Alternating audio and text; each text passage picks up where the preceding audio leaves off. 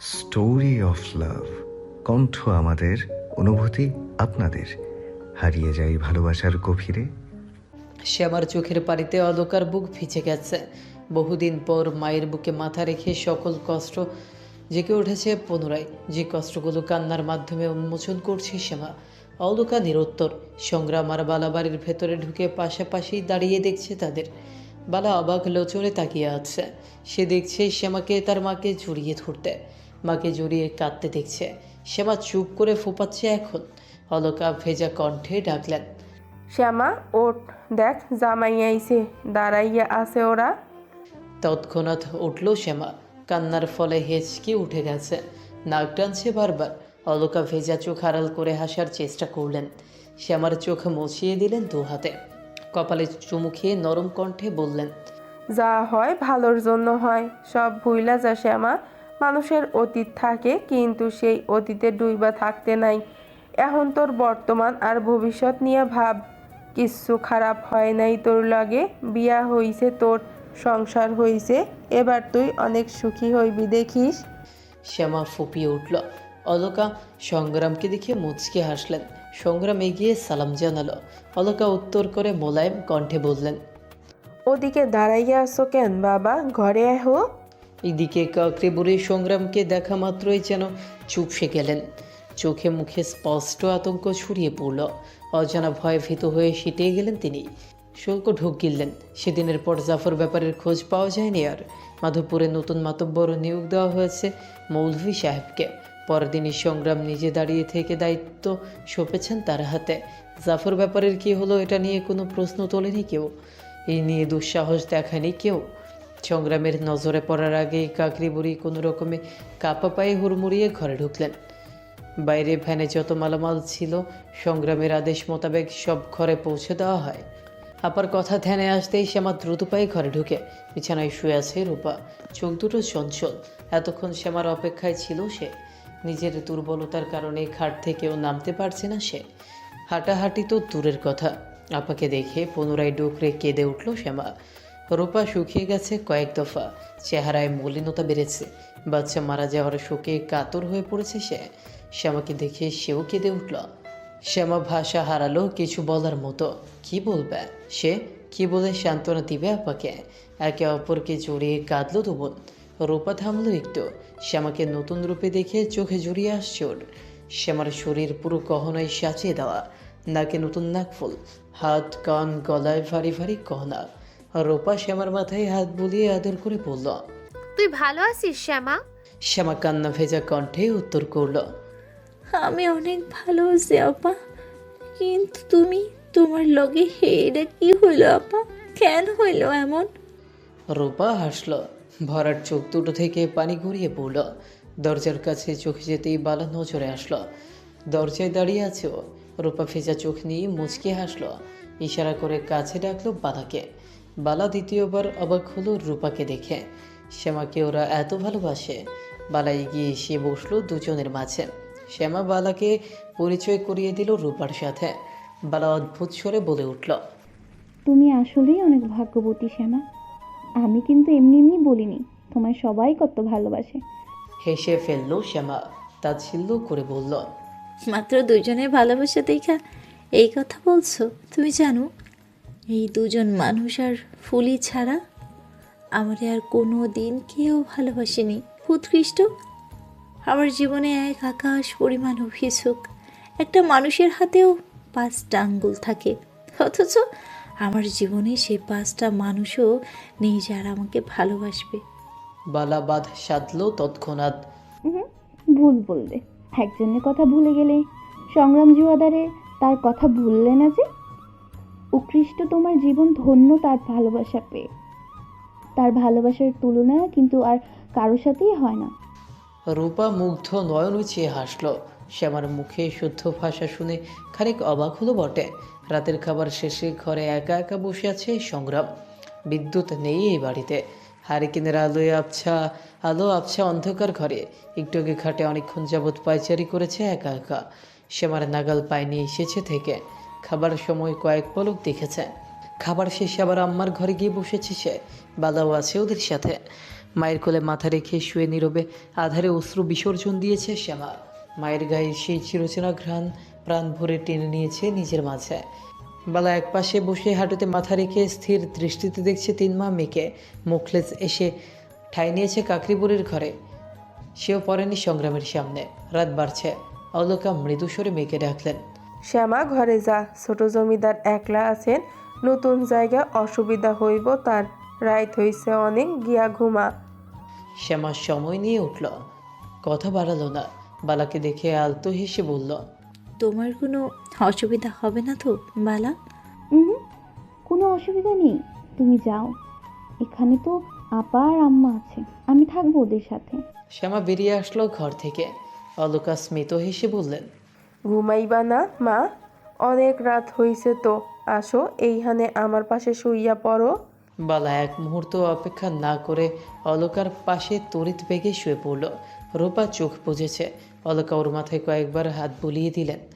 বালা চেয়ে থেকে হঠাৎ বলে উঠল, আম্মা, আমার মাথাতে হাত বুলিয়ে দেবেন একটু? অলকা অবাক হলেন। বালার কথাটা কেমন আহত শোনালো। অলকা ওর মাথাতেও আলতো পরশে হাত বুলিয়ে দিলেন, গায়ে কাঁথা জড়িয়ে দিলেন ভালো করে।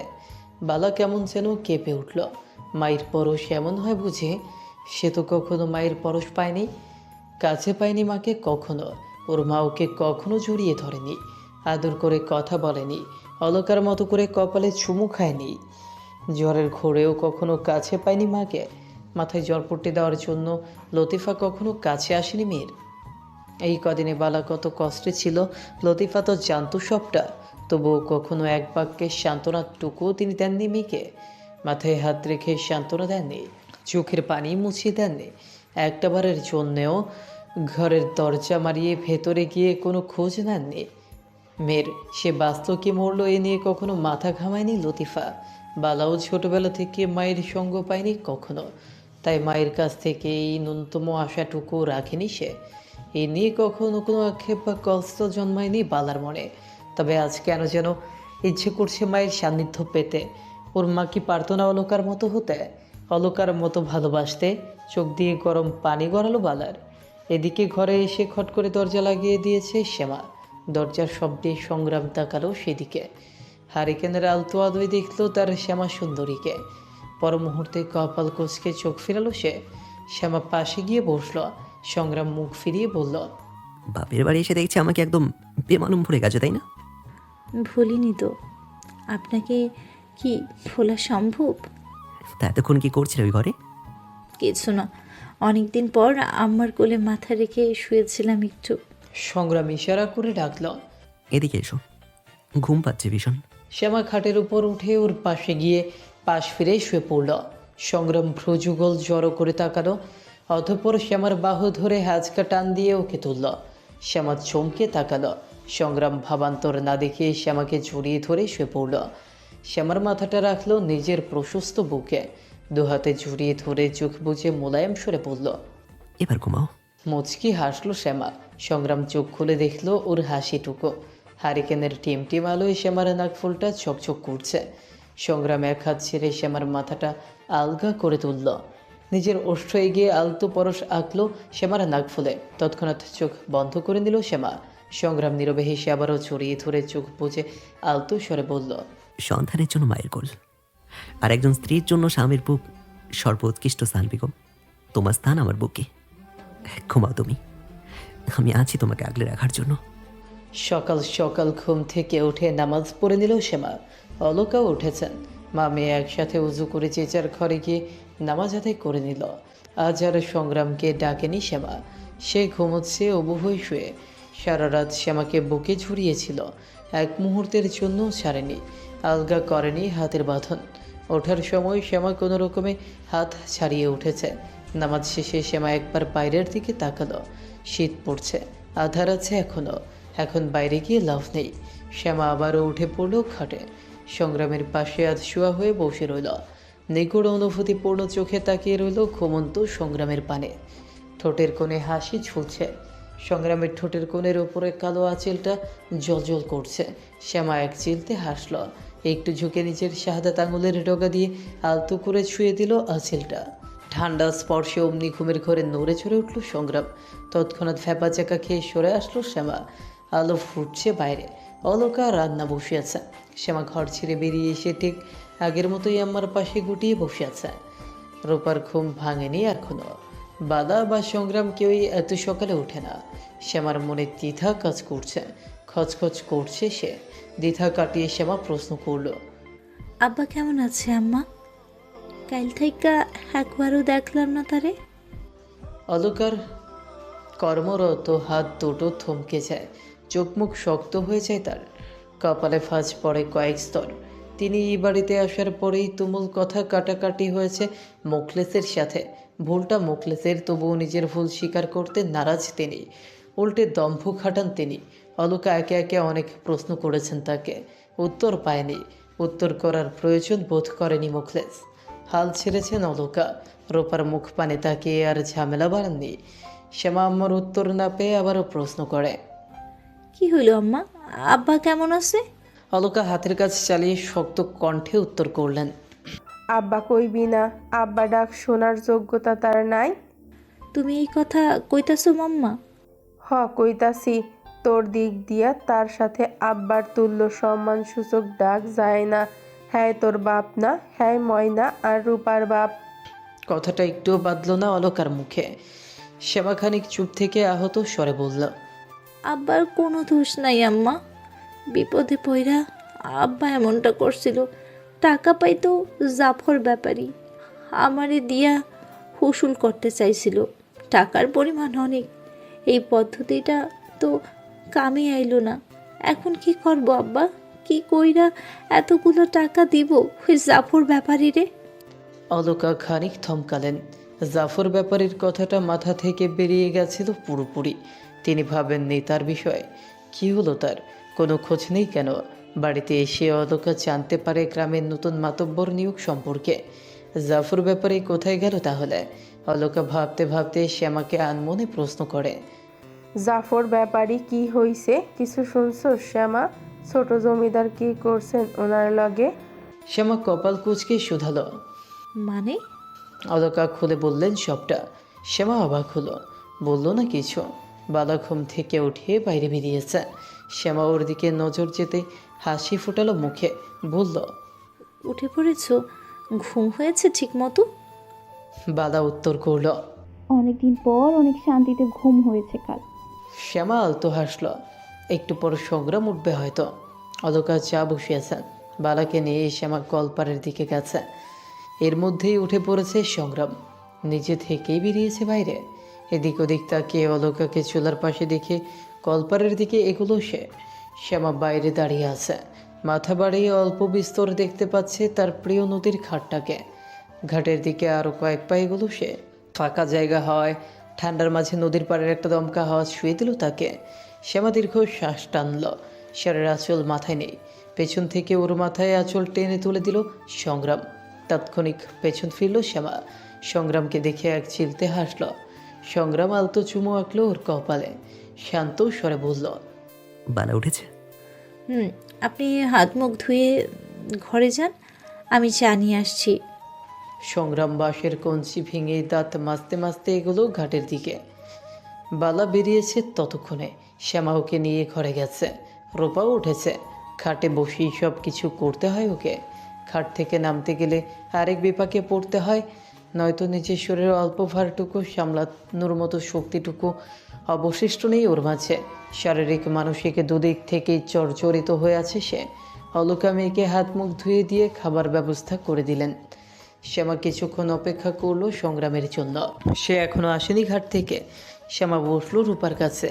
বালা, রূপা, শ্যামা তিনজনেই আছে ঘরে। শ্যামা আকস্মিক প্রশ্ন করল, দুলাভাই কবে আইবো আপা? এই মুহূর্তে তোমার সবচাইতে দুলাভাইরে বেশি প্রয়োজন। রূপার মুখ ভঙ্গিমা বদলে গেল। চোখ মুখ ধীর হয়ে আসলো ওর। রূপার বাচ্চা মরা ব্যতীত শ্যামার কিছুই জানে না। বাচ্চা মরে যাওয়ার পর রূপাকে ওর শ্বশুর বাড়ি থেকে নানান কটু কথা শোনানো হয়েছে। কটূক্তি করা হয়েছে ওর মাতৃত্ব নিয়ে। গর্ভাবস্থায় রূপার যত্নের কোনো ত্রুটি ছিল না। ওর শ্বশুর বাড়ির সবাই ওকে অনেক বেশি ভালোবাসত। শ্বশুর শাশুড়ি ওকে যত্নে রাখতো সবসময়। রূপার স্বামী জাভেদও কম নয়, সেও কল্পনার থেকেও বেশি ভালোবাসে রূপাকে। তবে সেই ভালোবাসার ভাঙন ধরেছে ওর বাচ্চা দুটো মারা যাওয়ার পর। বাচ্চা মৃত্যু হয়ে জন্ম নেয়নি, জন্ম হওয়ার পর মৃত্যু হয়েছে তাদের। এর মূল কারণটা যথাসময়ের আগে তাদের জন্ম, সম্পূর্ণ 8 মাস হওয়ার আগেই জন্ম হয়েছিল বাচ্চাদের। এই ক্ষেত্রে একটা বাচ্চা হলে বাঁচার সম্ভাবনা ছিল পুরোপুরি, তবে দুটো বাচ্চা হওয়ার দরুন দুটোই পুষ্টিহীনতা এবং অপরিপক্কভাবে জন্ম নিয়েছিল। হাসপাতালে জরুরি অবস্থায় থাকা সত্ত্বেও বাঁচানো যায়নি তাদের। এদের উপর কোনো হাত ছিল না। তবুও এটা মানতে নারাজ রূপার শ্বশুর শাশুড়ি। তারা তাদের 2 নাতনির মৃত্যুর জন্য দায়ী করেন রূপাকে। অলক্ষণে অপয়া নানান অপবাদ দিয়েছে রূপাকে। রূপার মুখ অবধি দ্বিতীয়বার দেখতে চান না তারা। ওর মৃত বাচ্চাদের মুখ অবধি দেখতে দেওয়া হয়নি রূপাকে। বিভিন্নভাবে ভৎসনা করা হয়েছে ওকে। হাসপাতাল থেকে ওকে আর শ্বশুর বাড়িতে ফিরতে দেওয়া হয়নি। রূপার শ্বশুর শাশুড়ি কড়াভাবে জানিয়ে দিয়েছেন তারা রূপাকে আর কখনো গ্রহণ করবেন না। এমনকি জাভেদের সাথেও সমস্ত যোগাযোগের পথ তারা নিজেরাই বন্ধ করে দিয়েছেন। বাচ্চা মারা যাওয়ার পর হাসপাতালে একটাবারের জন্য রূপার সাথে দেখা করতে আসেনি কেউ, এমনকি জাভেদকেও কসমের ভার দেখিয়ে রূপার কাছে যেতে দেওয়া হয়নি। হাসপাতালের সমস্ত খরচা বহন করেছে সংগ্রাম। সংগ্রাম নিজেই মাধবপুরে ওদের নিয়ে আসার ব্যবস্থাও করে দিয়েছে। এসব বিষয়ে অবগত ছিল না শ্যামা, তবে এখন রূপা সবটা খুলে বলল ওকে। শ্যামা অনুভূতিহীন হয়ে শুনে গেল সবটা। বলতে বলতে পানি গড়ালো রূপার চোখ দিয়ে। শ্যামার চোখ দুটো ছলো ছলো করে উঠছে। বালা পাশে বসে অবাক হয়ে শুনে যাচ্ছে। সবটা বলে স্থির হয়ে গেল রূপা। শ্বাস টানলো বুক ভরে। বুকে পাথর চাপিয়ে রাখার মতো অসম্ভব যন্ত্রণা হচ্ছে। শ্বাস নিতেও কষ্ট হচ্ছে। শ্যামা বাকরুদ্ধ হয়ে পড়ল। এই কদিনে এত সব কিছু হয়ে গেছে, ওর আপার সাথে এত কিছু হয়ে গেছে। শ্যামা চোখে নামাতেই পলক পড়ার সাথে সাথে টুপ করে কয়েক ফোঁটা পানি গড়ালো। কিছু বলার আগেই দরজা মারিয়ে ঘরে আসলেন অলকা। পেছন থেকেই বললেন, সংগ্রাম ঘরে গেছে, শ্যামাকে চা নিয়ে যেতে বললেন তিনি। বলেই বেরিয়ে গেলেন। শ্যামা চোখ তুলে তাকালো আপার দিকে। রূপা চোখে পানি নিয়ে শ্যামার দৃষ্টি দেখে মুচকি হাসল। চোখের ইশারায় বোঝালো যেতে। শ্যামা খানিকে নিস্তেজ হয়ে বসে থেকে ঘর থেকে বের হলো। একবার ইচ্ছে জাগলো আপাকে শক্ত করে জড়িয়ে ধরার, কিন্তু ধরল না। 1 কাপ চা নিয়ে ঘরের দিকে এগোলো। সংগ্রাম পাঞ্জাবি পরিবর্তন করে পাঞ্জাবির হাতাগুলো কোনোই পর্যন্ত গোছাচ্ছে খাটের পাশে দাঁড়িয়ে। শ্যামাকে দেখে স্বভাবসুলভ হাসল। শ্যামা এগিয়ে গিয়ে 4 কাপ সামনে রাখলো। স্থির দৃষ্টিতে তাকিয়ে রইল সংগ্রামের দিকে। আপা কত সুন্দর, তবুও যদি ওর সাথে ওর শ্বশুরবাড়ির লোক এমন করতে পারে, তাহলে শ্যামার সাথেও তো করতে পারে। শ্যামা কালো, সবাই বলে। আহামরি সুন্দর নয়ও। সংগ্রামের চোখেও কেমন সেটাও জানে না। সংগ্রামের ওর থেকে মুগ্ধতার তৃপ্তি সরে গেলে কী হবে? সংগ্রাম ছেড়ে দিবে ওকে? তার উপর ওরা জমিদার, ওদের ব্যবহার্য এক জিনিসে মায়া থাকে কম, আসক্তি কেটে যায় কম সময়ের মধ্যেই। উল্টোপাল্টা চিন্তা মনে আসতেই আটকে উঠল শ্যামা। শব্দ করে হেঁচকি তুলল একটা। সংগ্রাম তাৎক্ষণিক তাকালো। শ্যামার হাব ভাব দেখে উদ্বিগ্ন কণ্ঠে শুধালো, কি হয়েছে বেগম? কি দেখছো এভাবে তুমি? খুব বেশি ভালো লাগছে আমায়? সবসময়ই ভালো লাগে আপা। তোমাকেও। বলেই ঠোঁট চেপে হাসলো সংগ্রাম। 4 কাপ হাতে তুলে বসল। শ্যামা অসার কণ্ঠে বলে বসল, আমার উপর আসক্তি কেটে গেলে আমাকে ছেড়ে দেবেন আপনি? তবদা খেল সংগ্রাম। বিস্ময় সরাই শুধালো, কি বলছে এসব? তোমাকে আমি ছাড়তে যাবো কেন? দুলাভাই বলেছিল আপাকে কখনো ছাড়বে না। উনি অনেক ভালোবাসতেন আপাকে, তবুও আপাকে একলা ছাড়লো যে। এলো না কেন? আপা তো সুন্দর, তবুও এমনটা হলো। আর আমি তো, আমাকেও আপনি এক সময় ছেড়ে দেবেন, তাই না? সংগ্রামের চল শক্ত হলো শ্যামার কথায়। তবে ওর ভয়ের কারণ বুঝতে পেরে স্বাভাবিক হলো সংগ্রাম। শ্যামাকে টেনে ওর পাশে বসালো। মোলায়েম কণ্ঠে বলল, তোমাকে ছাড়বো একদিন, যেদিনের পর আমার আর নিঃশ্বাস চলবে না। যেদিন এই নিঃশ্বাস থেমে যাবে, সেই দিন আমি তোমাকে ছাড়বো। তবে সেটা শুধু এই জগতে। পরের জগতে তোমাকে আবারও ধরবো। সেই জগতের কিন্তু কোনো শেষ নেই। আমার উপর মায়া হয়, তাই না? তাই এসব বলছেন? হয়তো ভীষণ মায়া হয়। সেই মায়া চালেই তো আমি আটকে পড়েছি। মায়া কিন্তু কেটে যায় এক সময়। তোমার প্রতি আমার মায়া কোনোদিন কাটবে না বেগম। মায়া হচ্ছে গাছের শিকড়ের ন্যায়, যত লালন করব ততই পারবে। শ্যামা চোখ নামালো, চোখ দুটো ভেজা। সংগ্রাম ওর চিবুক ধরে মুখটা উঁচিয়ে বলল, ভয় পাও আমাকে হারানোর? আমার থেকে দূরে সরে যাওয়ার ভয় পাও? নিজের দুর্বলতার কথা কাউকে বলতে নেই। মানুষ মানুষের দুর্বলতাকে কাজে লাগায়। আমি তোমার দুর্বলতা? আমি যদি তোমার দুর্বলতা হই তাহলে তুমিও কিন্তু আমার দুর্বলতা। সংগ্রাম জোয়ারদার নিজের দুর্বলতাকে নিজের শক্তিতে রূপান্তরিত করে, যে শক্তি কখনোই হারাতে দেয় না নিজের কাছ থেকে। তোমাকেও দেবে না। তোমার দুর্বলতা তুমি প্রকাশ করো চোখের পানি দিয়ে, অথচ সংগ্রাম জোয়ারদারের শক্তি দুর্বল হয় তার বেগমের চোখের পানি দেখলে। শুনেছি স্বামী আর স্ত্রীকে হাত আর চোখের সঙ্গে তুলনা করা হয়েছে। হাতে ব্যথা পেলে চোখে পানি আসে, আর সেই চোখের পানি কিন্তু হাতে মুছে দেয়। আমি যদি তোমার ব্যথার কারণ হই তাহলে তুমি কাঁদো, আমি মুছে দেবো তোমার চোখের পানি। এতে একটু কপটতা করবো না। শ্যামা এই পর্যায়ে কাঁদল না, ভিজা চোখ ভিজাই রইল, পানি গড়ালো না। ভাবনায় অন্য কিছু আসতেই প্রসঙ্গ পাল্টালো সে। ছোট জমিদার সাহেব, বেগম, জাফর ব্যাপারী কোথায়? ওনার কোনো খোঁজ নেই কেন? উনি ওনার কর্মফল ভোগ করছেন। ওনার জায়গাতেই উনি আছেন, যেখানে ওনার থাকার কথা সেখানেই আছেন। কি করেছেন আপনি ওনার সাথে? কিছুই করিনি, শুধু একটা শাস্তি দিয়েছি, যেটা যোগ্য উনি ছিলেন। ওনার প্রাপ্যটুকু ওনাকে বুঝিয়ে দিয়েছি। কি শাস্তি? সংগ্রাম আলগোছে শ্যামার ছোট ছোট চুলগুলো ওর কানের পাশে গুছে দিল, হাতের উল্টো পিঠে চুমু খেয়ে বলল, তোমাকে ওসব ভাবতে হবে না, তুমি শুধু আমাকে নিয়ে ভাবে, ওকে? আর আমি তুমি সহ সবকিছু সামনে নেব। শিশির কথাটা বাইরে দাঁড়িয়ে থাকা অলোকার কানে পৌঁছল। চোখ মুখ ভরে উঠল তার, শীতলতায় ছেয়ে গেল মাত্র হৃদয়। আজ ভীষণ সুখ লাগলো অলোকার, বুকটা ভরে উঠল সুবাসে। একজন মায়ের কাছে তার মেয়ের জন্য এর থেকে বড় চাওয়া আর কি হতে পারে? চাওয়ার থেকে অনেক বেশি পেয়েছেন অলোকা। এসব কি কখনো ভেবেছিলেন তিনি? দুপুরের দিকে ফুলি এসেছে, কাল রাতেই খবর পেয়েছিল সে, তবে আসতে পারেনি। আজ দিনের আগের ভাগেও আসতে পারেনি, এখন একটু ফাঁক পেতেই ছুটে এসেছে। আহাদের সাথে এসেছে সে। আহাদ আসা মাত্রই সংগ্রাম বেরিয়ে গেছে ওর সাথে। ফুলি এক চিৎকার করে বাড়িতে হুড়মুড়িয়ে ঢুকেছে। শ্যামাবালা সহ সবাই ঘর থেকে বেরিয়েছিল। ফুলের চিৎকারে হকচকিয়ে যায় শ্যামা। দুজনের দৃষ্টি মিলতেই মুহূর্তেই মিলিত হয় দুই বান্ধবীর দুটি প্রাণ। একে অপরকে শক্ত করে জড়িয়ে ধরে ওরা। বালা হাসে পাশ থেকে, চোখ ভরে দেখে দুজনকে। শ্যামাকে ওরা আসলেই ভাগ্যবতী মনে হয়। ফুলি শ্যামাকে একটু ছেড়ে উত্তেজিত হয়ে বলে, শ্যামা প্রাণ আমার, কেমন আছিস তুই? শ্যামাও একই উত্তেজিত স্বরে উত্তর করে, আমি ভালো আছি ফুলি। তুই তুই কেমন আছোস? আমার কথা মনে পড়েনি তোর? সেই দিনের পর একবারও গেলি না কেন আমার কাছে?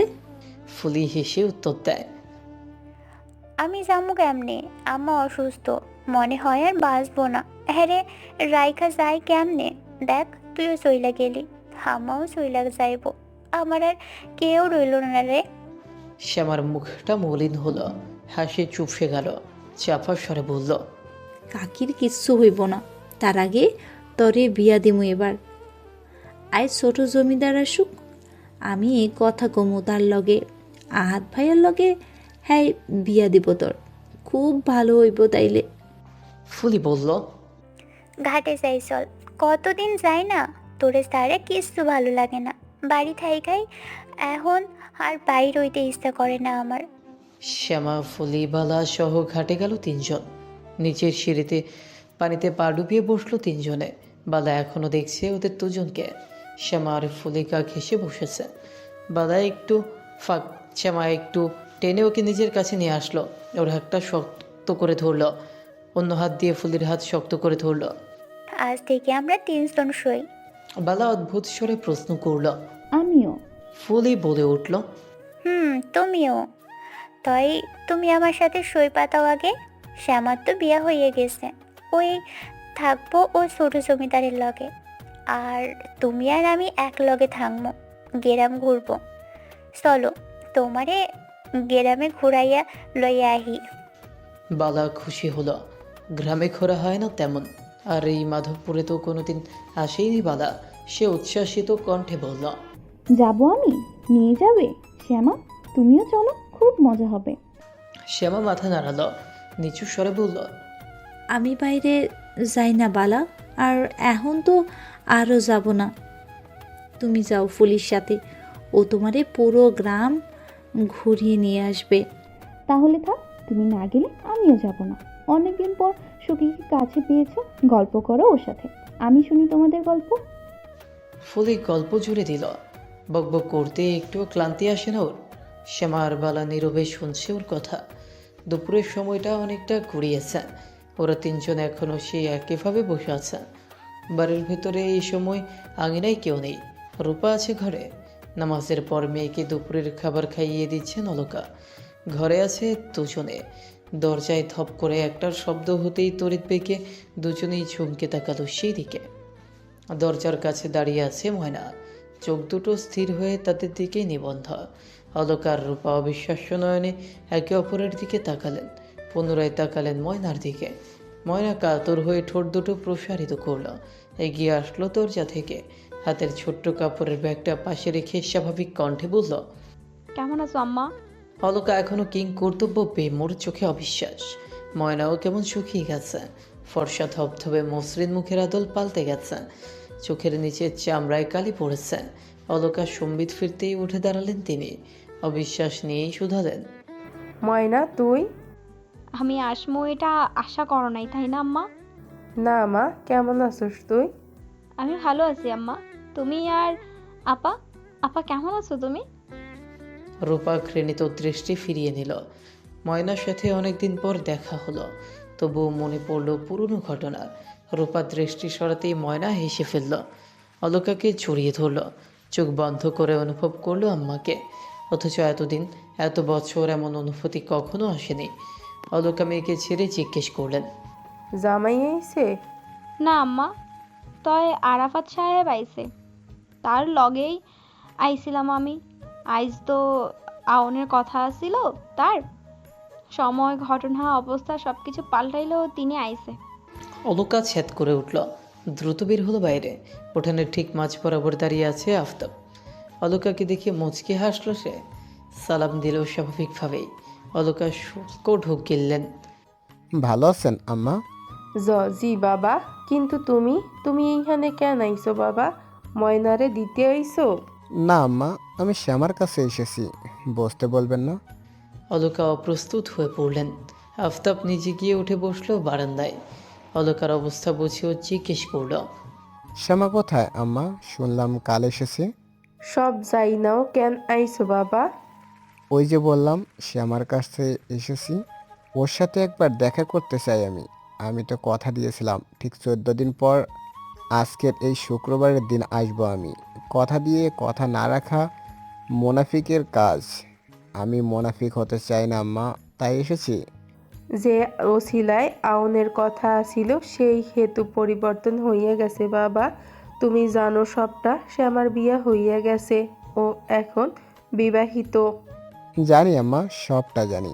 আপনাকে আম্মার ডাকের অধিকার পেয়েছিলাম, যে কারণে অধিকারটা পেলাম, দেখুন সে কারণটা, সেই সম্পর্কটা অসম্পূর্ণ থেকে গেল। আমাদের হাত আসিল না কোনো কিছুতে, আমারে ক্ষমা কইরা দিও বাবা। না আম্মা, এভাবে বলবেন না।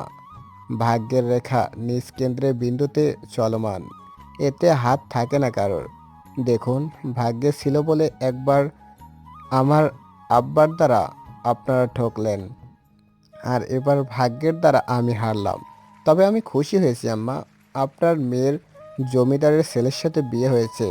প্রসন্ন ভাগ্য তার। আমার সাথে থাকলে ভাতের অভাব হতো। অলকা বললেন না কিছু। আফতাব উঠে দাঁড়ালো।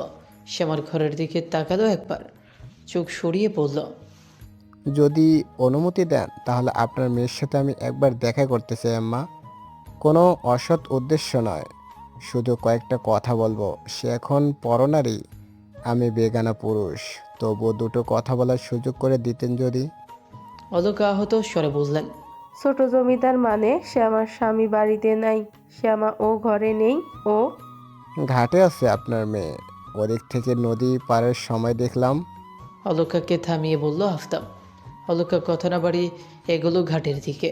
ওর ইচ্ছে করলো না আফতাবকে না করতে। শ্যামাবাদী পেছন থেকে বালার ফুলিকে ডাকলো অলকা। শ্যামা উঠে আসতে নিলে অলকা শক্ত কণ্ঠে বলল, মাথায় ঘুমটা টান শ্যামা, এইখানে থাক, কেউ একজন আইব তোর লগে দেখা করতে। শ্যামা বুঝলো না কিছু। অলকা চলে যেতেই শ্যামা ঘুমটা টেনে নিচ থেকে খাটের উপরে আসলো, দাঁড়ালো সেখানে। মনটা খচখচ করছে। আম্মা কি বলল? কে আসবে? ছোট জমিদার সাহেব? কিন্তু তিনি এইভাবে আসবেন কেন? শ্যামার ভাবনার ছেদ ঘটল পুরুষালী কাতর কণ্ঠে। ভালো আছেন শ্যামা? হকচকিয়ে পেছন ফিরতে গিয়েও অনুচ্চারিত দ্বিধায় ফিরল না শ্যামা। বক্ষস্থল আটকে উঠল অলকার। মতোই কণ্ঠের মালিক পরিচিত, একদিনের পরিচয় তার সাথে, এক পলকে সাক্ষাতের পরিচিত তিনি। শ্যামা ঘন পলক ফেলল এদিক ওদিক, জোরে জোরে শ্বাস টানতে লাগলো। আফতাব আবারও বলল, জিজ্ঞেস করছি বা কেন? আপনি তো ভালোই আছেন, দেখতেই পারছি। শ্যামার পরনে দামি শাড়ি, হাতে একজোড়া চিকনবালা। শ্যামার মুখ না দেখেই বলল, আমার সাথে জড়ালে বোধহয় ভালো থাকতেন না শ্যামা, তাই আল্লাহ সরিয়ে দিয়েছেন আপনাকে। শ্যামার কথা ফোটালো মুখে। আপনি এখানে? আসার কথা ছিল তো আজ, মনে নেই? বলে গেছিলাম আপনাকে ঠিক 14 দিন পর আসবো, তাই এসেছি। আপনার এখন এখানে আসার মানে নেই কোনো? জানি, সবটা জেনে এসেছি। তাহলে আসতে গেলেন কেন? সব কিছুর যে মানে খুঁজতে নেই, ওই যে বললাম আসতে চেয়েছিলাম, তাই এসেছি। শ্যামা নিশ্চুপ। আফতাবের কথাগুলো কাতর শোনাচ্ছে। এতক্ষণ অলকার সামনে যখন কথা বলছিল তখন গলা কাঁপেনি, এখন কাঁপছে। কম্পিত হয়ে উচ্চারিত হচ্ছে প্রতিটা শব্দ। শ্যামা তাকায়নি একবারও, আফতাবের চোখের দৃষ্টি লক্ষ্য করেনি। লক্ষ্য করলে হয়তো বুঝতো ওর অক্ষি যুগলও ভিজা। আফতাব ভিজা কণ্ঠে কেমন করে যেন বলল, সারা জীবন সামলে রাখলেন নিজেকে, অথচ আমার জন্য নিজেকে এই 14টা দিন সামলে রাখতে পারলেন না শ্যামা। আমাকেও দায়িত্বটা দিলেন না আপনাকে সামলানোর। এসব কথার কোনো মানে নেই জনাব। আফতাব হাসল। বললাম তো সব কিছুর মানে খুঁজতে নেই। আমি এখন অন্যের স্ত্রী। জানি, সংগ্রাম জোয়ারদারের স্ত্রী আপনি। দেখেছি আমি আপনার স্বামীকে, অত্যাধিক সুপুরুষ তিনি। শ্যামা বেশি কথা বলে না, আফতাব জানে। আর এই ধরনের কথাই শ্যামার পাল্টা উত্তর আশা করাও যায় না। আফতাব নিজে থেকেই বলল, আজকেও চোখ এড়িয়ে চলতে হচ্ছে আপনাকে, অথচ কথা ছিল হালালভাবে চোখে চোখ রেখে কথা বলার। আপনার সাথে এখন কথা বলাটাও হারাম। তাহলে হারাম কাজে জড়াতে হবে না আপনাকে। সব সময় ভালো থাকবেন শ্যামা, সুখী হন, নিজের সংসারে ভালো থাকুন, সব সময় নিজের স্বামীর সংসার নিয়ে থাকুন আপনি। আমি শুধু একবার দেখতে আসলাম, দোয়া করি অনেক। আচ্ছা শ্যামা, আপনি কি মনে রাখবেন আমায়? আমি কিন্তু মনে রাখবো, কখনো ভুলবো না। মানুষ তো কত কিছুই মনে রাখে, সেই তালিকায় রেখে হলেও মনে রাখেন আমায়। কেউ একজন আপনার জন্য সব সময় দোয়া করবে, এটাও মনে রাখেন। আজ আসি, এই জীবনে আর দেখা নাও হতে পারে। ভালো থাকবেন। কথা শেষ করে এক মুহূর্ত অপেক্ষা না করে পিছন ফিরল। ছলো ছলো চোখ মুছে সামনে তাকাতেই পা থমকে গেল আফতাবের। ঠিক পেছনে একটু দূরে সংগ্রাম দাঁড়িয়ে আছে স্বভাবসুলভ, পেছনে হাত গুটিয়ে, চোখ মুখের ভঙ্গিমা স্বাভাবিক। আফতাব ওকে দেখেছিল একবার, শ্যামার বিয়ের খবর পেয়ে সে এসেছিল এই গ্রামে। সব কিছু জেনে জমিদার গ্রামেও গিয়েছিল, সেখানে দেখেছে সংগ্রামকে।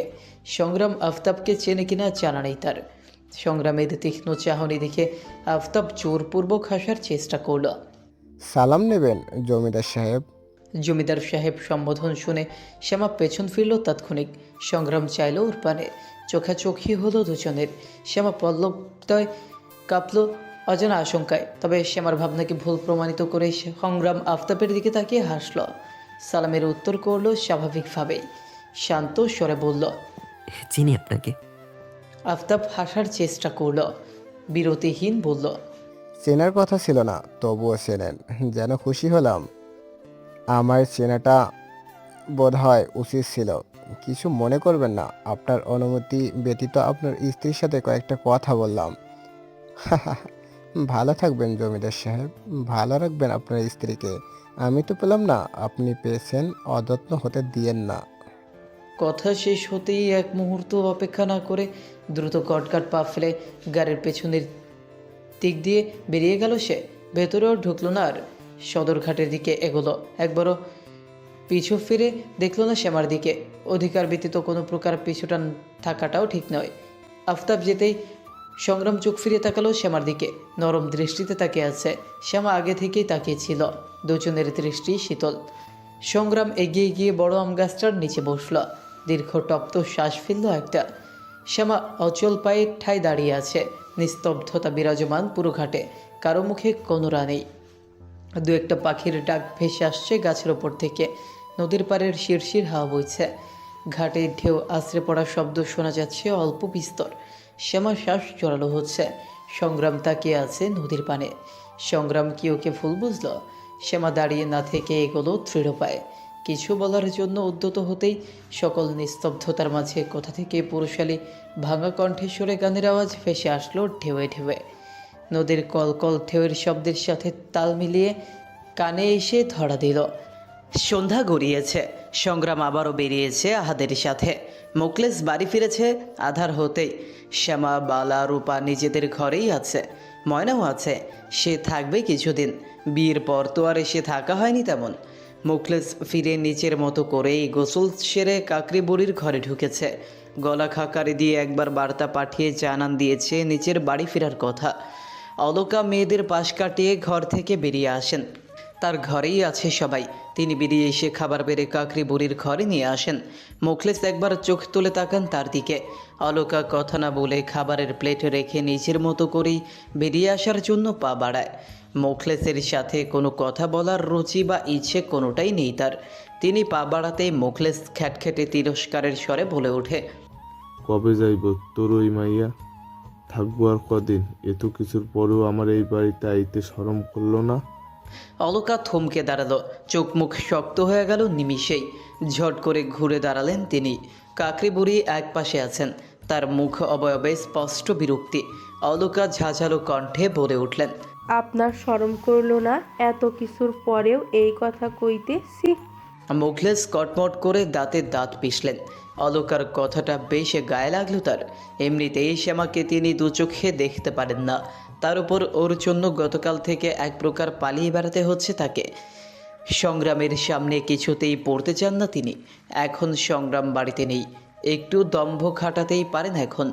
জমিদারের ছেলের সাথে বিয়ে হয়েছে বলে কি ওই মেয়েকে নিয়ে কিছু বলা যাবে না নাকি? বলার সুযোগ যেহেতু পেয়েছেন, এটা হাতছাড়া করা যায় না। মুখলেস গোজগোজ করে বললেন, যত তাড়াতাড়ি সম্ভব ওই মাইয়ার এই বাড়ি থেকে চলে যাইতে কইবি। জমিদারের পোলার লগে বিয়ে হয়েছে তো কপাল খুলছে না। আবার কেন আইছে এইখানে? আমার বাড়ির অন্ন ধ্বংস করতে আইছে দলবল নিয়া, নাকি জমিদারের মুখ দেখাইয়া বাড়ি থেকে বাইর করিয়া দিছে? জমিদারের পোলা আবার স্বাদ মিটলে ছাইড়ে দিব না তো? অলকার ঘৃণা লাগলো মুখলেসের কথায়। রেডি করে চলে উঠল গা। নাক মুখ কুচকে ফেললেন তিনি।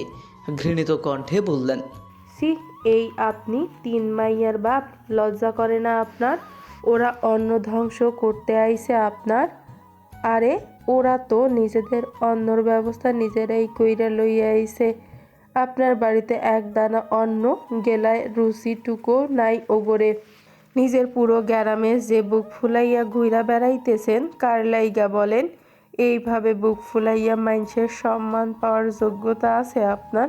গত 1 সপ্তাহ থাইকা কার লাইগা পাইতাছেন এই সম্মান, এই মর্যাদা কন? মুখলেস থতমত খেল। তৎক্ষণাৎ কথার পরিপ্রেক্ষিতে বলার মতো ভাষা পেল না। তবুও নড়ল না নিজ ভাবনা থেকে। আবারও বলল, দেখমু কতদিন থাকে তোর ওই মাইয়া ওই জমিদারের সংসারে। এবার কাকরি বুড়ির উদ্দেশ্যে বলল, আম্মা শুনলাম ময়না আইছে। কই হয়?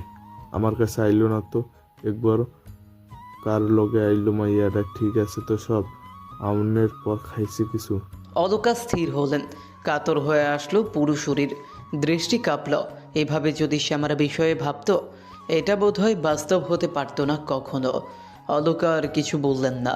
বড় বড় কদম ফেলে দ্রুত বেরিয়ে আসলেন ঘর থেকে। ময়নাকে দেখে শ্যামা বেশ খুশি। ময়না চঞ্চল ছিল সর্বদা, তবে এখন পাল্টেছে অনেক। গায়ের চামড়ায় কালচে করা পড়েছে। আগের তুলনায় শুকিয়েছে। শ্যামা বেশ খুঁটিয়ে খুঁটিয়ে দেখলো ময়নাকে। কেমন যেন খুঁতখুত লাগছে মনে, আনচান করছে ভেতরটা। ময়নার হাবভাব, কথাবার্তা, চেহারা সব কিছুতেই পরিবর্তন এসেছে। বিয়ের পর পরিবর্তন আসে, তবে ময়নার পরিবর্তন আলাদা। শ্যামা পুরনো ঘটনা ঘেটে আন্দাজে আটকে উঠছে নিজে নিজেই। ময়নাকে নিয়ে সন্দিহান সে। অনেক সময় ধরেই কথার মাঝে ময়নার চালচলন লক্ষ্য করলো শ্যামা। ওদের গল্পের মাঝেই সংগ্রাম আসলো বাড়িতে। শ্যামা উঠে গেল নিজের ঘরে। সেই বিকেলের পর বেরিয়েছিল সংগ্রাম। তখন থেকে শ্যামার সাথে একটা কথাও বলেনি। জমিদারদের রাতের খাবারের সময় হয়নি এখনও, তবে শ্যামাদের বাড়িতে সন্ধ্যা হতেই রাতের খাবার খাওয়ার শেষ হয়ে যায় সবার। সবাই খেয়েছে রাতের খাবার, শ্যামা খায়নি। সংগ্রাম আসতেই অলকা খাবার বেড়ে পাঠিয়েছেন। শ্যামা আগ বাড়িয়ে বলছে না কিছু, অজানা আশঙ্কায় ছটফট করছে মনটা। তখন সংগ্রাম ওকে ভুল বুঝল না তো? সংগ্রামের ভাবভঙ্গিমা দেখেও কোনো কিছু বোঝার উপায় নেই। বরাবরের মতো চোখমুখ শক্ত তার, তবে শ্যামার সামনেই শক্ত থাকতে পারে না সে, কোমল হয়ে আসে। খাবার বেড়ে সামনে বসে আছে শ্যামা। সংগ্রামও কিছু বলছে না। অবশেষে শ্যামার নীরবতা দেখে সংগ্রাম নিজেই বলে উঠল, কি হলো, খাবে না? আপনি আমার সাথে কথা বলছেন না কেন? এই তো বললাম, এতক্ষণ তো ছিলামই না, কখন কথা বলবো? আমাকে ভুল বুঝবেন না, আমি ওনার সাথে কথা বলতে চাইনি। আমি জানতাম না উনি আসবেন। মাথা নুইয়ে রেখেছে শ্যামা, হাত দুটো কসলা কসলি করছে। সংগ্রাম কপাল কুঁচকে তাকিয়ে মৃদু হাসল, শান্ত কণ্ঠে বলল, কে বললো আমি তোমাকে ভুল বুঝেছি? শ্যামা তাকালো, কাপা গলায় বলল, সেই কখন বেরিয়ে গিয়েছিলেন? যাওয়ার আগে একবারও বলে যাননি আমায়, কথাও বলেননি। তাই ভাবলে আমি রেগে আছি, তাই তো? হ্যাঁ বলতে না পেরে শ্যামা চোখ সরালো। সংগ্রাম আবারও বলল, আমি জানতাম যে আপনারা আসবেন, তাই মাঝপথে আমি ফিরে এসেছিলাম। চাইলে ওনাকে আমি আটকাতে পারতাম, কিন্তু আটকাইনি। বলেছিলাম না, আমার শ্যামা সুন্দরী সৌন্দর্য যে পুরুষকে আকৃষ্ট করতে পারবে না সে কোনো পুরুষই নয়। আপনার পুরুষ বটে, তাই তো আবার এসেছিল আজ। সে তোমাকে না দেখে পছন্দ করেছিল, রাজি হয়েছিল বিয়েতে, এটাও জানি। শ্যামা অবাক হলো, বিস্ময় স্বরেই শুধালো, এত কিছু কিভাবে জানলেন? সংগ্রাম হাসল। শ্যামার কপালের পাশে চুলগুলো আলতো স্পর্শে কানের পাশে গুজে দিয়ে বলল, শোনো বেগম, আমি সংগ্রাম জোয়ারদার। তুমি নিজেকে গত 19 বছর যতটা চেনোনি, এই কদিনে আমি আমার জীবনে আসার পর তোমাকে তার থেকেও অধিক বেশি ভালো করে চিনে ফেলেছি। তোমার জীবনের এক একটা মুহূর্ত সম্পর্কে আমি জানি। শ্যামার অনুভূতি এই সময় কি হওয়া উচিত বুঝলো না সে। ভাবনায় ডুবলো সে। সংগ্রাম ভাবনার ছেদ ঘটিয়ে ডাকলো, কি হলো বেগম, খাবে না? খিদে পেয়েছে আমার। খেয়ে নিন। আজ নয় তুমি খাইয়ে দাও, আমার হাতে তো তুমি খেয়েছো। আজ নয় আমি তোমার হাতে খাই। নিজের এমন একটা বেগম থাকলে নিজের হাতে খেতে তো আলসেমি লাগবেই, তাই না? বলেই ঠোঁট কামড়ে ভ্রু নাচালো। মুচকে হাসলো শ্যামা। মাঝে মাঝে কেমন ঘোর লাগে। এমনটা কি সত্যি ওর জীবনে হচ্ছে? ঘটছে এমন ঘটনা, নাকি সব ভ্রম? এখনও ভ্রম মনে হয় এইসব কিছু। মনে হয় কোনো এক খরা পড়া সকালে ঘুম ভাঙলে, স্বপ্ন শেষ হয়ে গেলে সব শেষ, আর থাকবে না। খাওয়ার পালা চুকিয়ে এবার ঘুমানোর পালা। সংগ্রামের বুকে মাথা রেখে শুয়ে আছে শ্যামা। সংগ্রামের বক্ষ স্পন্দন স্পষ্ট কর্ণকুহরে পৌঁছচ্ছে। টিপ টিপ করে শব্দ হচ্ছে। শ্যামার এক হাত ধরে সেই তখন থেকে উল্টে পাল্টে দেখছে সংগ্রাম। দুজনেই নীরব। হারিকেনের আলো পুরোপুরি নেভায়নি। আবছা আলো চলছে ঘরে। ঝিঝে পোকারা ডাকছে ঘরের পেছনে। শ্যামা নীরবে অনুভব করছে সংগ্রামের গায়ের পুরুষালী ঘ্রাণ। আম্মার শরীরের ঘ্রাণের পর এই ঘ্রাণটাই মন মাতিয়ে দেয় শ্যামার। তবে এটা আলাদা, অদ্ভুত এক মাদকতা আছে এই ঘ্রাণে। শ্যামা চোখ বুঝে অনুভব করছে, ঘুম ধরা দিচ্ছে চোখে। সংগ্রাম ভাবছে কি যেন। ভাবতে ভাবতে ভাবনার সমাপ্তি ঘটিয়ে শ্যামার হাতের উল্টো পিঠে একটা চুমু খেলো শব্দ করে। কাঁচা ঘুমের ঘোরেই আলতো হাসলো শ্যামা। সংগ্রাম ডাকল, বেগম। ঘুমের ঘোরে উত্তর করলো শ্যামা। কাল কিন্তু আমরা চলে যাব, তৈরি থেকো। শ্যামা শোনা মাত্রই সবেগে চোখ খুলল। ঘুমে আচ্ছন্ন চোখ দুটো অবিশ্বাস্য দৃষ্টিতে বড় বড় করে তাকালো। সংগ্রাম চোখে পলক ফেলে বলল, কাল বিকেলের দিকে চলে যাব। শ্যামা উদ্বিগ্ন স্বরে বলল, কাল কেন? আর কটা দিন থাকি? থাকলে তো নিজে বাড়িতে ফিরতে হবে না। কাল যাবো, ওকে? আবার তো নিয়ে আসবো পরে, তাই না? তৈরি থেকো, আর বারাকেও জানিয়ে দিও, ওকে? শ্যামার মনটা ভার হয়ে আসলো আবারও, তবে প্রকাশ করলো না। জমিদার বাড়ি এই দুদিন শান্ত ছিল। বাড়িতে এমনিতেই হাতে গোনা কয়েকটা মানুষ, এই কজনের মধ্যে আবার 3 জন মেয়ে নেই। দুদিন ধরে সালেহা বেশ বিরক্ত সংগ্রামের উপর। ক্ষণে ক্ষণে তার বিরক্তি আর ক্ষিপ্ততার মাত্রা বাড়িয়ে দেওয়ার জন্য লতিফা সবসময় সজাগ। সালেহার কানে যথাসম্ভব বিষ ঢেলেছেন এই দুদিনে। শ্যামা যে ফিরবে এটা তারা নিশ্চিত। সালেহা অত্যন্ত রাগী আর জেদি স্বভাবের। লতিফ জোয়ারদার তাকে কোনোভাবে বোঝানোর বৃথা চেষ্টা করেননি, কেননা তার বোঝানোর মাধ্যমে সালেহার চিন্তার পরিবর্তন আসবে না। সালেহা একরোখা। শ্যামাদের বাড়ি থেকে জমিদার বাড়িতে আস্তে আস্তে বিকেল গড়িয়ে সন্ধ্যা নেমেছে।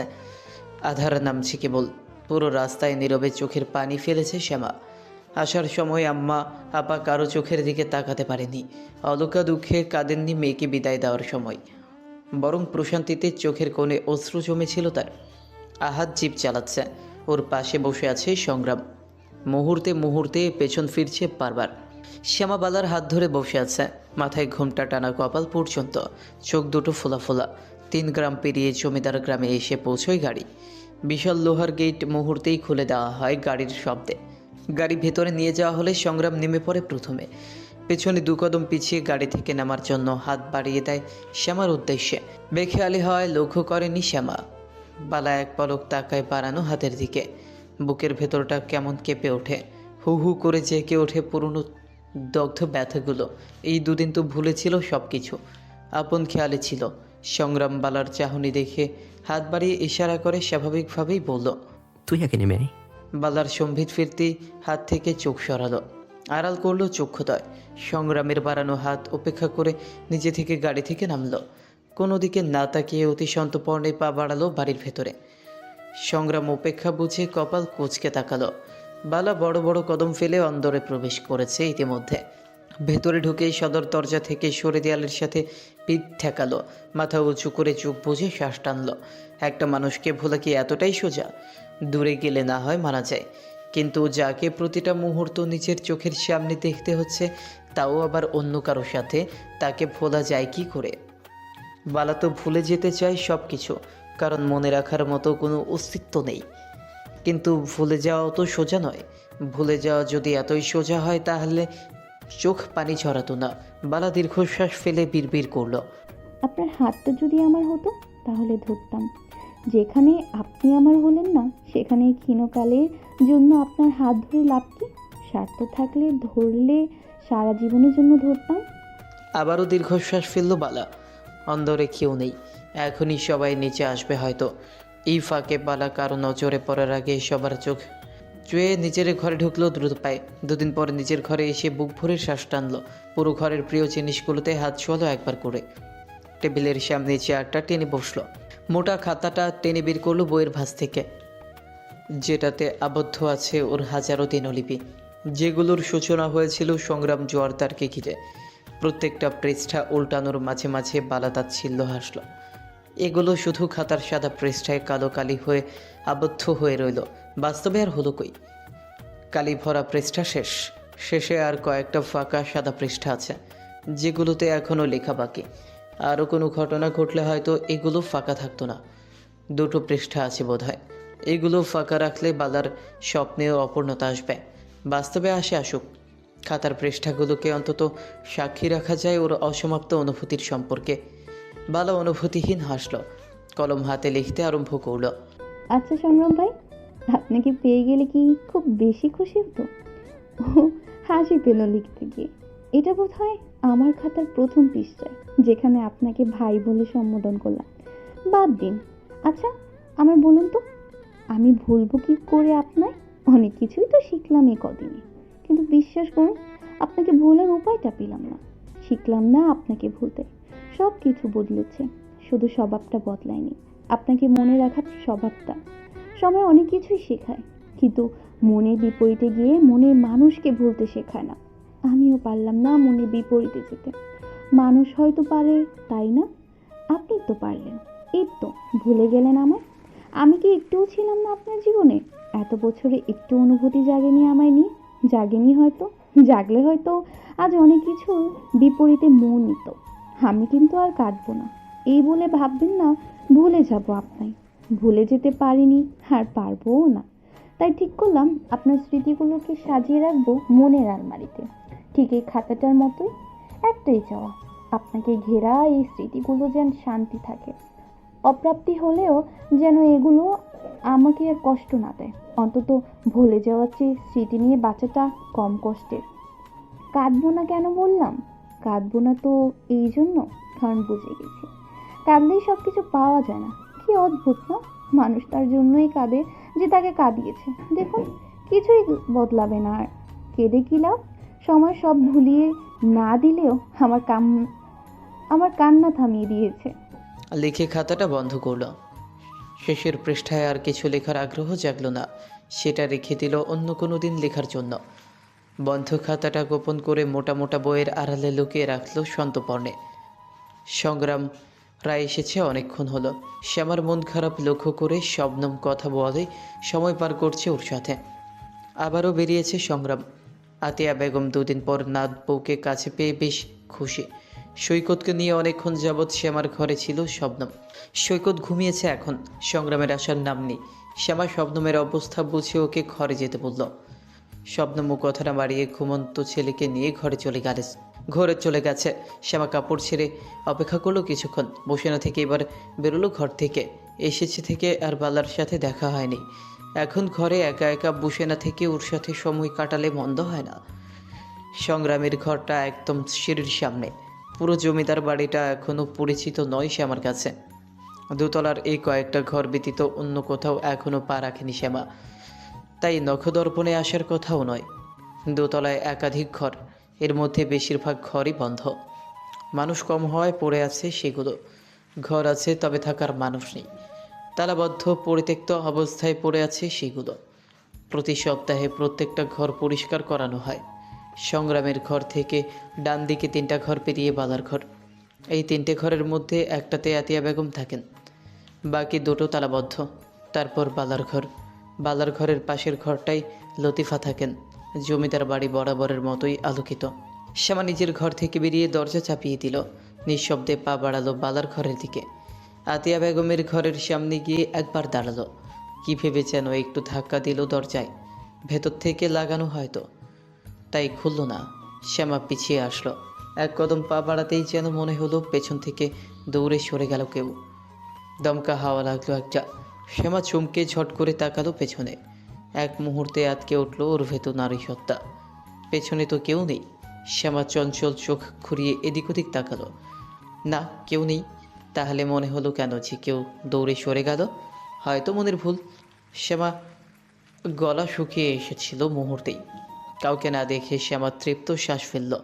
আবারও ঘুরল বালার ঘরের দিকে, কিন্তু এবারও এক কদম বাড়াতেই মনে হলো আবারও কেউ পেছন থেকে দৌড়ে একদিক থেকে অন্যদিকে সরে গেল। সে আগের মতোই ভয়ে আবারও আটকে উঠল শ্যামা।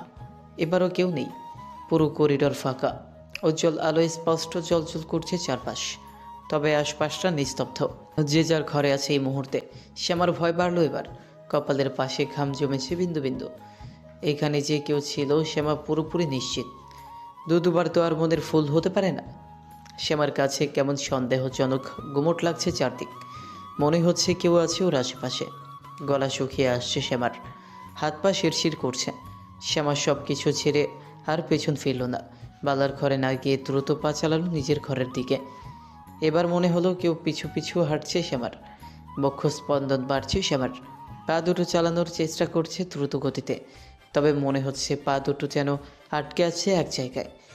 এই কয়েক মুহূর্তেই চারদিক কেমন গোলক ধাঁধার মতো লাগছে। শ্যামাকে মাঝখানে রেখে দুদিকের দেয়াল যেন ঠেসে ধরতে আসছে ওকে। ধুপধাপ কারো পায়ের শব্দে এবার জোরে ছুট লাগালো শ্যামা। নিঃশ্বাস আটকে হিতাহিত জ্ঞান হারিয়ে ঘরের দরজার কাছে গিয়ে হুমড়ি খেয়ে পড়ল। শক্ত মার্বেল পাথরের মেঝেতে পড়ে ব্যথায় কোকিয়ে উঠল মৃদু স্বরে। এমন সময় সংগ্রামের উদ্বিগ্ন কণ্ঠের ডাক ভেসে আসলো। শ্যামা। পর অবস্থায় চোখ তুলল শ্যামা। সংগ্রামে গিয়ে এসে একটানে তুলল ওকে। চোখে মুখে ঘাম জমেছে শ্যামার। আতঙ্কের রেশ স্পষ্ট লক্ষণীয়। শ্যামাকে এমন অবস্থায় দেখে সংগ্রাম দুহাতের আঁচলে ওর মুখ আগলে নিল। উত্তেজিত কণ্ঠে বলল, কি হয়েছে বেগম? এমন অবস্থা কেন তোমার? পড়ে গেলে কি করে তুমি? সামনে বাস্তবে সংগ্রাম আছে এটা বোধগম্য হতেই শ্যামা দুহাতে ঝাপটে ধরল সংগ্রামের গলায় মুখ গুজে ফুপিয়ে উঠল, কাপা স্বরে বলল, এখানে কেউ ছিল এখানে।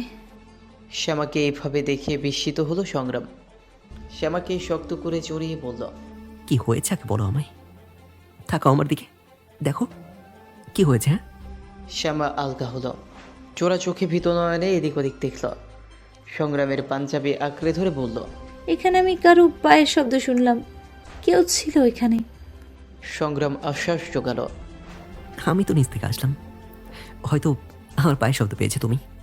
নাকচ করলো শ্যামা, মাথা ঝাঁকিয়ে বলল, না, কেউ ছিল এখানে। আপনি আসার আগেও আমি কারো উপস্থিতি টের পেয়েছি। মনে হলো কেউ দৌড়ে পালালো এখান থেকে। সংগ্রাম কপাল কুঁচকাল, কড়া পাহারা পেরিয়ে বাইরের কেউ অন্তরে প্রবেশ করতে পারবে না।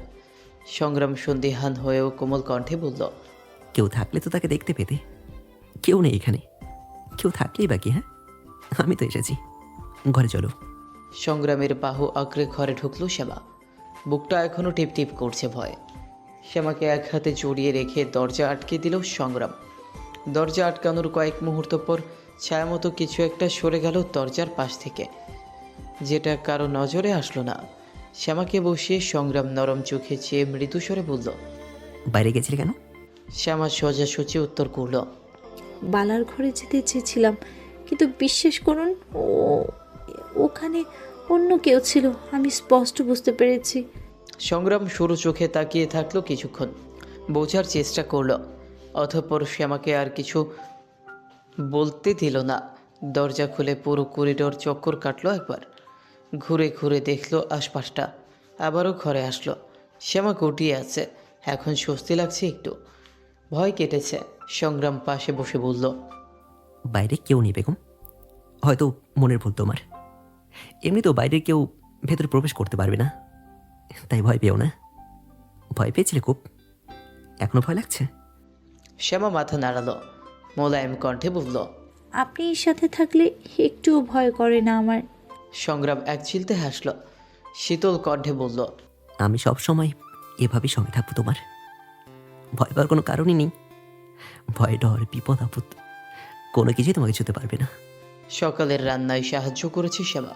ফজরের পর উঠে আর ঘুমানোর অভ্যাস নেই, নিচে নেমে দেখে রান্নার যোগান দিচ্ছে গৃহকর্মীরা। শ্যামাও লেগে পড়ে তাদের সাথে, বাধা দিলেও শোনেনি। সমস্ত খাবারের পদ রান্নায় হাত লাগিয়েছে। খাবারের সময় হতেই নিচে সমস্ত খাবার গুছিয়ে রেখেছে টেবিলের ওপর। সকালের খাবার খেতে বসেছে সবাই। লতিফ জোয়ারদার আছেন সবার মাঝে, বাড়ির সবাই উপস্থিত। শ্যামা অতি উৎসুক হয়ে হাসি মুখে খাবার বেড়ে দিল সবার পাতে, চোখে মুখে একরাশ আনন্দ ওর। সালেহাকে বেড়ে দেওয়ার সময় একবার চোখাচোখি হয়েছিল তার সাথে। সালেহার চোখে মুখে কেমন অদ্ভুত স্থিরতা, অন্য সময় চোখ মুখ শক্ত থাকে শ্যামার সামনে, চোখ তুলেও তাকান না পর্যন্ত। তবে আজ বেশ কয়েকবার তাকিয়েছেন। শ্যামা সবাইকে খাবার বেড়ে দিয়ে সংগ্রামের পাশে দাঁড়ালো। শ্যামা আর শবনম বাদে সবাই বসেছে, শবনমও দাঁড়িয়ে আছে নিজের স্বামীর পাশে। সবাই এক লোকমা মুখে তুলেই থমকে গেল, মুখ ভঙ্গিমায় বদল আসলো সবার। তিক্ততায় ভারী গোফের আড়ালে লতিফ জোয়ারদারের মুখ বিকৃত হয়ে আসলো। মুখে খাবার রেখে সংগ্রাম তৎক্ষণাৎ তাকালো শ্যামার দিকে। শ্যামা বুঝে উঠতে পারল না হঠাৎ এমন চাহনির মানে। সালেহা আর লতিফা একই সাথে খাবারের প্লেট ঝটকা মেরে ঠেলে সরিয়ে দিলেন। অন্যান্য বাসনের সাথে টোকা লেগে শব্দ হলো বিকট। শ্যামা চমকে উঠল। সালেহার লতিফা দাঁড়িয়ে গিয়ে থুথু করে ফেলে দিলেন মুখের খাবারটুকু। চোখ টাটিয়ে কটাক্ষ করে গর্জে উঠলেন সালেহা, এমন অখাদ্য রান্না কে করছে আজ? শ্যামা থো মেরে দাঁড়িয়েই চমকে উঠল, দৃষ্টি অবুজের মতোই সাদাসিধেভাবে প্রশ্ন করল, কেন আম্মা, কি হয়েছে? ভালো হয়নি রান্না? সালেহা চোখ পাকিয়ে তাকালেন, তিরস্কারের স্বরে বললেন, তুই হাত লাগিয়েছিস রান্নায়? তাই তো ভাবি, আজ পর্যন্ত জমিদার বাড়িতে এমনটা হয়েছে কখনো? এমন নুনে পোড়া রান্না কেউ খেয়েছে? নিজের মনের সমস্ত বিষ ঢেলেছিস রান্নায়। শ্যামার রান্নার কথা শুনে লতিফ জোয়ারদারের শক্ত মুখশ্রী কোমল হলো। সালেহাকে উদ্দেশ্য করে শান্ত নিজামী স্বরে বললেন, সালেহা, কি বলছো না বলছো, মাথা ঠিক আছে তোমার? হ্যাঁ। লতিফা ফোরন কাটল, ভাবি তো ঠিকই বলতেছে ভাইজান, আমাদের রান্নার লোকেরা তো সারা জীবন রান্না করে এসেছে, এমনটা হয়েছে কখনো? এই মেয়ে আজই হাত লাগিয়েছে আর আজই এমনটা হতে হলো। প্রত্যেকটা রান্নাই নুনে পোড়া, কুকুর জানোয়ারেরও মুখে রুচবে না। এই মেয়ে, বাপের জন্মে দেখেছিস এমন পদের রান্না? খেয়েছিস কখনো যে স্বাদ বুঝবি? যেমন চেহারা তেমন বিদঘুটে হাত, এই হাতে রান্না আর কত ভালো হবে? সংগ্রামের চল শক্ত হয়ে আসলো এহেন কথায়। টেবিলের আড়ালে হাত মুঠো করে নিল সে। লতিফ জোয়ারদার লতিফার কথায় বিরক্তিতে নাকমুখ সাংঘাতিক কুচকে ফেললেন। এমন আজগুবি কথার কোনো মানে নেই। শ্যামা এখনও অবুঝের নেই বলল, আমি তো খাবারের পরিমাণ মতোই সব কিছু দিয়েছিলাম, নুনও তো ঠিক ছিল সব কিছুতে, আমি নিজেই খেয়ে দেখেছি। সালেহা কটমট করে উঠলেন। তো আমরা কি মিথ্যা বলেছি তোকে? খাবারের নুন ঠিক আছে, দাঁড়া দিয়ে খাচ্ছি।